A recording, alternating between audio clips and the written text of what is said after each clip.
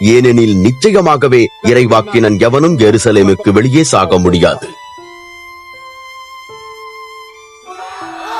எருசலேமே, எருசலேமே, இறைவாக்கினரை கொலை செய்து உன்னிடம் அனுப்பப்பட்டவர்களை கல்லெறியும் பட்டணமே, கோழி தன் குஞ்சுகளை தன் செட்டையின் கீழ் அணைத்து சேர்த்துக் கொள்வது போல நானும் உன்னுடைய பிள்ளைகளை அணைத்து சேர்த்துக் கொள்ள எத்தனையோ தடவை வாஞ்சையாயிருந்தேன். நீயோ அதை விரும்பவில்லை. இதோ பார், உன் வீடு உனக்கு பாழாய்விடப்பட்டிருக்கிறது. நான் உனக்கு சொல்கிறேன், கர்த்தருடைய பெயரில் வருகிறவர் ஆசீர்வதிக்கப்பட்டவர்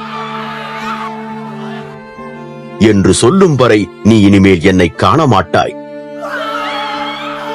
எருசலேமே, எருசலேமே,